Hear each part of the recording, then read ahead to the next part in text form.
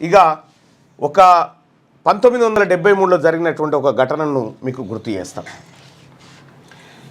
ఒకరోజు పివి నరసింహారావు గారు ఆ తర్వాత తలబోతుందట, కొంచెం ఇటు జరిపి కూర్చో. ఒకరోజు 1973 ప్రాంతంలో ఒకరోజు పివి నరసింహారావు గారు, ఇందిరాగాంధీ గారు ఇద్దరు విమానంలో ప్రయాణిస్తున్నటువంటి సమయంలో పివి నరసింహారావు గారు ఒక మాట చెప్పిండు. మేడం, మీ నాన్నగారు జవహర్లాల్ నెహ్రూ గారు ఏదైతే భూ సంస్కరణలు తీసుకురామని చెప్పి ఆలోచనతో ఉండేనో అది నేను ఇంప్లిమెంట్ చేస్తే ఏమైనా ఇబ్బంది అంటే నెవర్, మీరు ఖచ్చితంగా ఇంప్లిమెంట్ చేయండి, మాకు ఎలాంటి ఇబ్బంది లేదు అనేటువంటి మాట ఆమె చెప్పుడుతోటి పివి నరసింహారావు గారు అత్యంత కీలకమైనటువంటి విషయాన్ని 1974లో ఒక ఆర్డినెన్స్ తీసుకొచ్చిండు. ఏం ఆర్డినెన్స్ అంటే భూ పరిమితి చట్టం. అప్పటికి తెలంగాణ రాష్ట్రంలో అగ్రవర్ణాల దగ్గర 1000 ఎకరాల భూమి ఒకరొకరి పేరు మీద, దేశ్ముఖ్ దొరల పేరు మీద,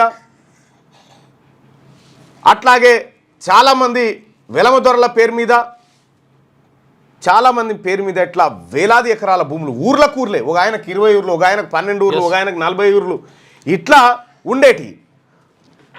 అయితే ఈ భూమి పేదలకు పంచబడాలి. పివి నరసింహారావు గారు ఒకటి చెప్పిండు, మీ అంతలా మీరు అప్పచెప్తేనేమో ఓకే, మీరు దానికి గడుతున్నటువంటి పన్ను ఆధారంగా పరిహారం ఇస్తాం, లేదు అంటే చట్టం చేసి తీసుకుంటాం అనేటువంటి మాట చెప్పిండు పివి నరసింహారావు గారు.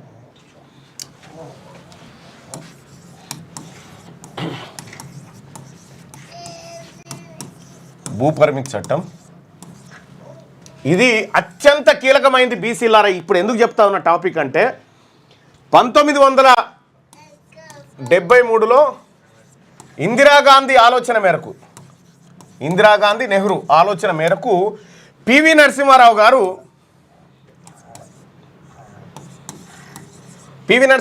అప్పుడు ముఖ్యమంత్రిగా ఉండే, ఆంధ్రప్రదేశ్ ముఖ్యమంత్రిగా ఉన్నటువంటి సమయంలో పివి నరసింహారావు గారు ఆర్డినెన్స్ తీసుకొచ్చిండు.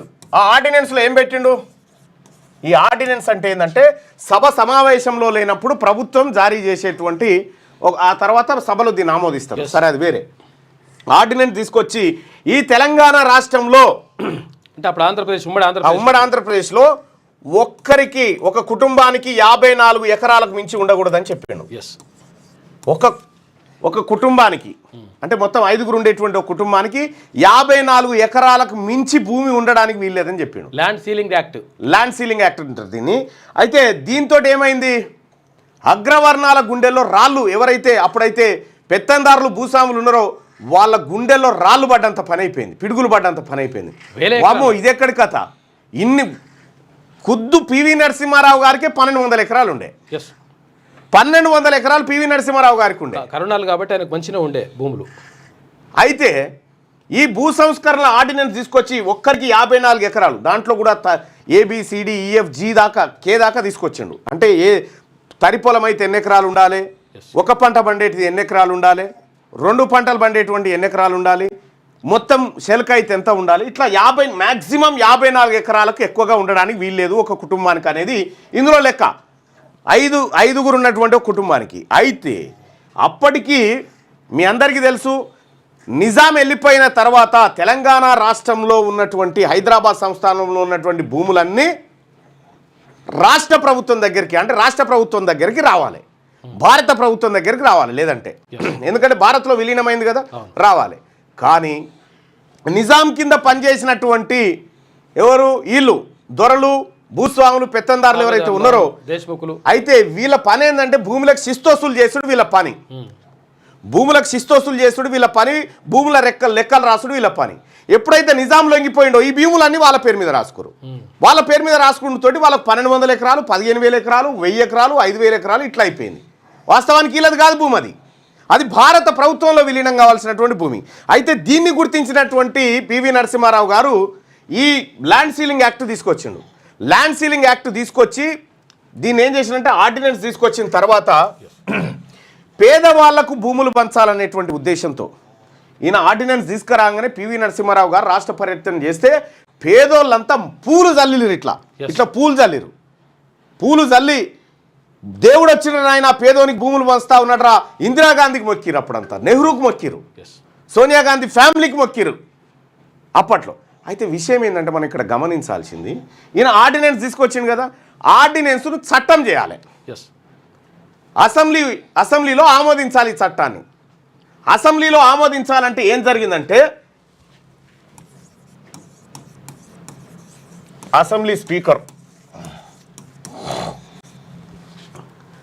స్పీకరు పిడతల రంగారెడ్డి అని ఉండే అప్పుడు.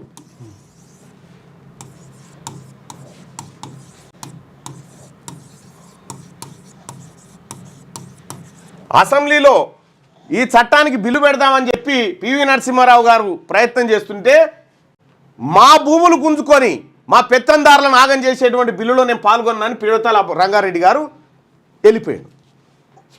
స్పీకర్ వెళ్ళిపోతే పివి నరసింహారావు గారు అదే పట్టుదలతోటి డిప్యూటీ స్పీకర్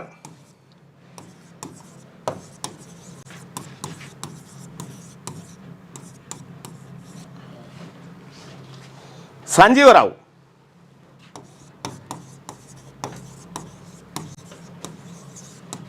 ముదిరాజు, ఈయన డిప్యూటీ స్పీకర్ సంజయరావు అనుకుంటా, సంజయరావే, ఈయన ముదిరాజు బిడ్డ, ఈయన నా కుర్చీలో కూర్చునబెట్టి ఆ చట్టాన్ని పాస్ చేయించిండు. ఈ చట్టం పాస్ అయ్యేటప్పుడు ఆ సభలో ఉన్నటువంటి అగ్రవర్ణాలు, భూస్వాములు, పెత్తందారులు గిలగిల కొట్టుకొని మొత్తం ఆగమాగం చేసినారు. ఆగమాగం చేసి మా భూములు గుంజుకుంటారా, ఓవైపు ఏమో అసెంబ్లీలో అగ్రవర్ణాల మొత్తం వాళ్ళే కదా ఇక అసెంబ్లీ నిండా వాళ్ళంతా లొల్లి పెడతా ఉంటే, ఇందిరాగాంధీ గారి ఆలోచనని ఇంప్లిమెంట్ చేయడం కోసం అగ్రవర్ణమైనప్పటికీ పివి నరసింహారావు గారు ఇక్కడ ల్యాండ్ సీలింగ్ యాక్ట్ తీసుకొచ్చి 29 లక్షల ఎకరాల భూములను పేదోళ్ళకు పంచారు. పేదవాళ్ళకు పంచారు, దళితులకు, 29 లక్షల ఎకరాల భూములను పేదవాళ్ళకు పంచినటువంటి గొప్ప మనిషి పివి నరసింహారావు గారు. అయితే ఈ ల్యాండ్ పంపిణీ జరగాలని కోరుకుంది ఇందిరాగాంధీ కుటుంబం కోరుకుంది. ఇవాళ మన దగ్గర ఉన్నటువంటి పోరంబోక్ భూమనో, ఇనాం భూములను అవన్నీ ఎక్కడి అనుకుంటారో ఇందిరాగాంధీ, ఆ తల్లి ఇందిరాగాంధీ పంచినటువంటి భూములు. సో ఇక్కడ నిర్ణయం ఎవరిది? ఇందిరాగాంధీ గారిది.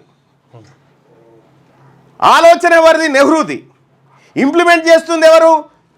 కాంగ్రెస్ పార్టీ ముఖ్యమంత్రి పివి నరసింహారావు గారు, అగ్రవర్ణం. ఇంప్లిమెంట్ చేస్తూ ఉంటే ఈ సభలో ఉన్నటువంటి రెడ్లు, వెలమలు వీళ్ళందరూ కూడా కాగితాలని చెప్పి మొత్తం ఆగమాగం చేశారు సభ.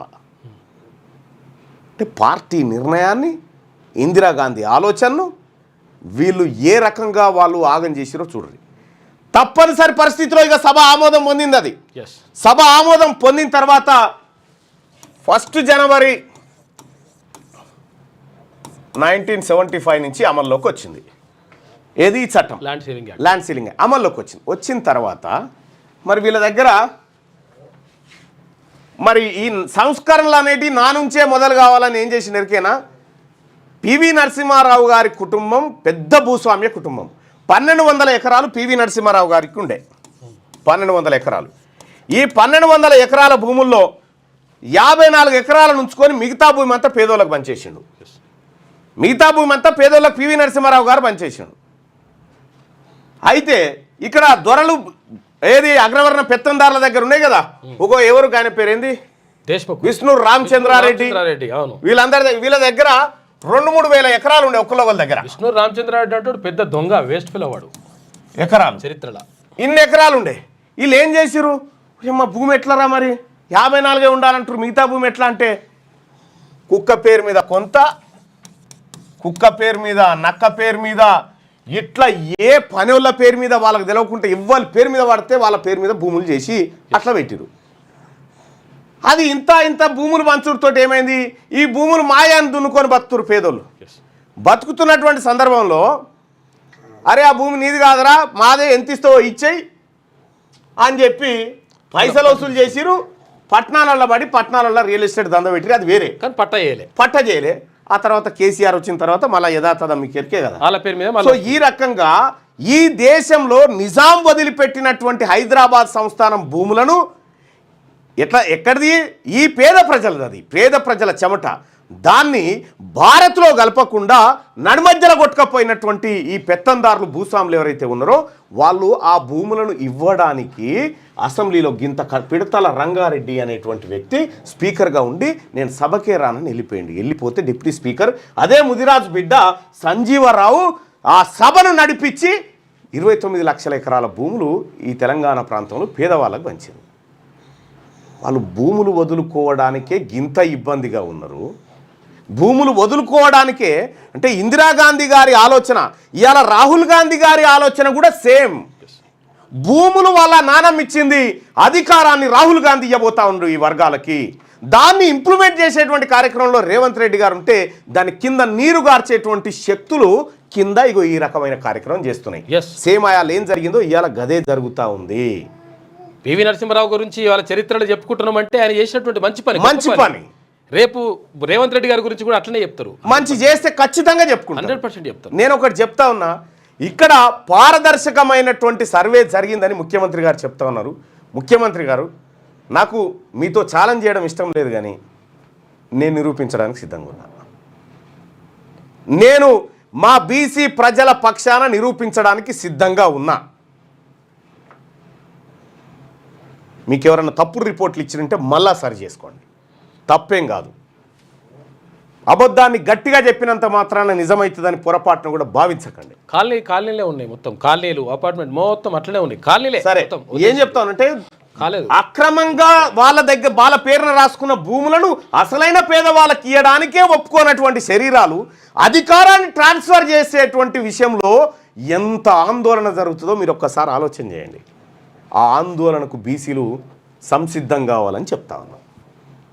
ముఖ్యమంత్రి గారు చెప్పిండు కదా, నేనే చివరి రెడ్డి సీఎం అనే ఒక ఆయన చెప్తా ఉన్నాడు, అయినా పర్వాలేదనే మాట చెప్తా ఉన్నాడు. ఎస్, వాళ్ళందరికీ తెలుసు భవిష్యత్తులో తెలంగాణ రాష్ట్రం ఇది బీసీల చేతుల్లోకి పోయేటువంటి రాష్ట్రమే, ఇది రాహుల్ గాంధీ గారి ఆలోచన, ఇది కాంగ్రెస్ పార్టీ విధానం అన్న విషయం వాళ్ళకి తెలుసు.